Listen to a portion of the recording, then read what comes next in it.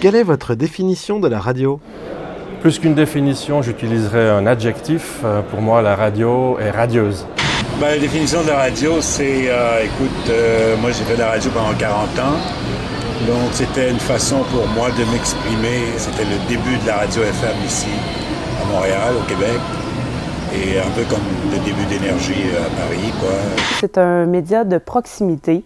C'est le média qui irradie dans les ménages, dans les véhicules, là où on se situe, là où on travaille, là où on vit, et puis là où on se déplace aussi.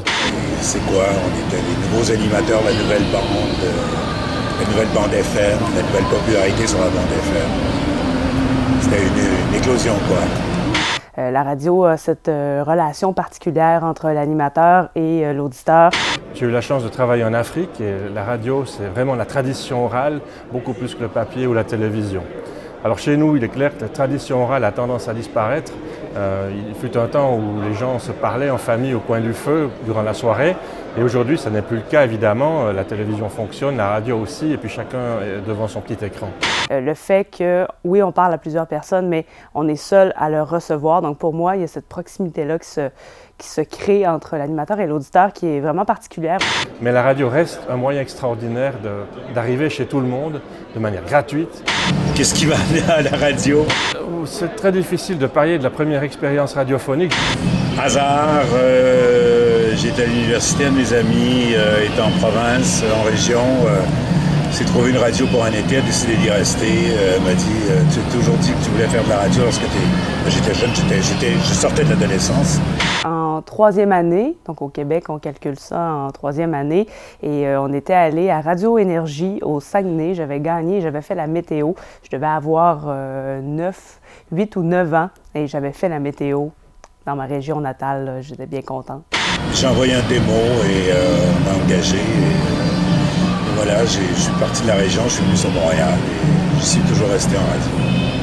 Dont 25 ans et plus à C'est quoi FM. Il y a cette sensation de parler à tout le monde sans les voir la première fois, qui est un peu une sensation de se lancer dans le vide, parce qu'on ne sait pas justement comment c'est reçu, mais c'est une très belle sensation de parler à tout ce monde-là en même temps, mais sans les voir. Dans la tranche de l'après-midi, toujours entre les midis et 20h pour la majeure partie de toutes ces années, en fait de 2 décennies. S'il fallait choisir un événement marquant dans votre carrière radiophonique? Un événement dans ma carrière, on a, nous, un événement de financement annuel pour réussir à survivre qui s'appelle un Radioton. Donc, toute la fin de semaine, on organise des émissions spéciales avec des invités. À toutes sortes, dont Gainsbourg, qui était pas parlable, Jane Birkin, Bono, enfin, plein Sting, sont tous venus au début. Il y a un grand humoriste radio, d'ailleurs, au Québec, qui s'appelle François Pérusse. En France, il a fait aussi des capsules ici, je pense que vous le connaissez. Et dans ses débuts, il était à CKRL, donc à la radio, parce qu'on est la plus ancienne radio communautaire francophone au Canada. Donc, c'est là qu'il a commencé. Il s'est passé, il est venu avec Jane Birkin. Il était, des fois il voulait répondre, des fois il voulait pas répondre. Se levait, quittait le micro, revenait. On a fait une entrevue de 1h30, 2 heures qu'on a coupée en 10 minutes. Et pour notre 40e anniversaire l'an dernier, on l'a reçu et j'ai passé 90 minutes, j'ai fait une interview avec lui. C'était drôle, c'est une légende, hein? Mais c'est un bout en train, c'est un feu roulant de blagues. Et il y avait un public qui était là très attentif à tout ce qu'on disait. Donc ça, c'était vraiment un bon moment, un moment marquant de ma carrière. Oui, la radio française, j'écoutais Dodo sur Énergie, Maurice, Skyrock à l'époque, beaucoup à Paris, parce que j'ai un frère qui habite Paris, Super Nana, malheureusement est décédée. La radio de demain. Il faut travailler encore pour que la radio continue à être broadcastée, diffusée de manière gratuite dans le monde et en particulier en Europe. La radio de demain, je l'imagine parler de plus en plus.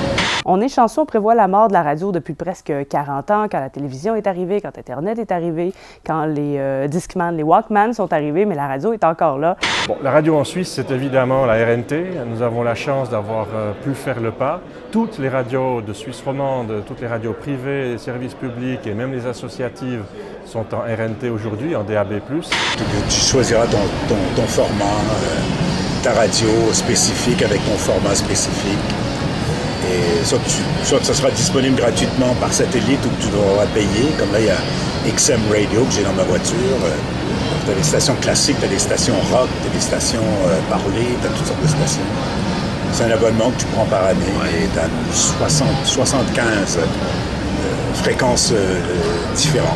Donc, pour la radio, il y a encore un bel avenir, ça c'est certain, parce que les gens ne se tanneront pas de se faire parler. De la proximité dont j'ai parlé un peu plus tôt, c'est ce qui fait la beauté de la radio. Donc ça, ce sera toujours présent. Il va juste falloir l'adapter à la manière que les auditeurs veulent écouter la radio. Nous sommes en train de préparer la mutation, c'est-à-dire le switch et l'arrêt définitif de la FM. Ça n'est pas encore défini et nous espérons que toute l'Europe s'y mettra. Ça ne sert à rien d'avoir une solution insulaire.